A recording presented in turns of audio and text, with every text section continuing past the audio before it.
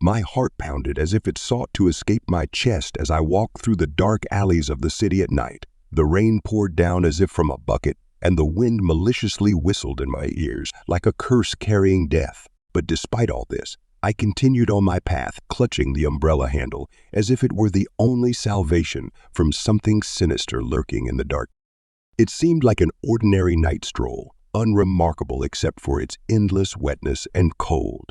The lively streets, sprinkled only with drops of water that reflected the light of the lanterns, created a ghostly spectacle. But when I crossed the border to the neighboring district, everything changed. Instead of the usual bustle of life and noise, I was met with emptiness and darkness.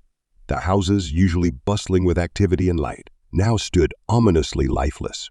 The street lights that always illuminated this quarter had gone out, as if retreating before an approaching nightmare. My attention was drawn to a strange silhouette hovering in the air.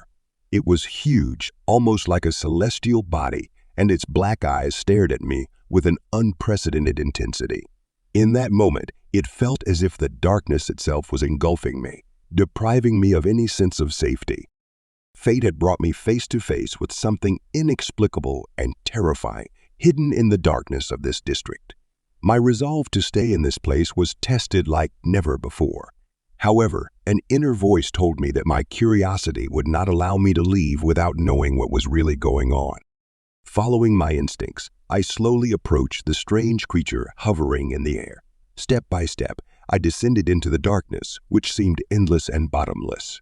But the closer I got, the clearer it became that this creature did not belong to this world. Finally, I found myself face to face with it. Its black eyes gleamed as if reflecting my deepest fears and doubts, and in that moment I realized that it had not come here by chance.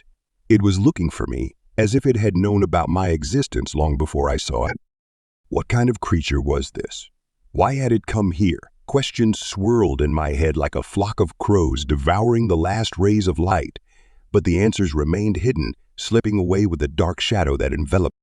And then, in this silent darkness, I heard a whisper. It was a voice, hoarse and distorted, like a ghost from the past. It uttered only one word, but that word made my blood run cold and my heart stop with fear. Death, the whisper sounded, and I felt the darkness engulfing me, depriving me of any hope and salvation. In that moment, I realized that reality and nightmare had become indistinguishable. In this night darkness, I was a prisoner of my own fears, and my only desire was one thing: to escape from this dark fate that slowly, but inexorably. But the more I tried to leave, the tighter this darkness held me. And in that moment, I realized that fighting it was futile. I was a prisoner of my own fears, and only they would decide when this night would end. And so on this night, I remained alone, facing my fate face to face with the darkness that consumed me completely and mercilessly.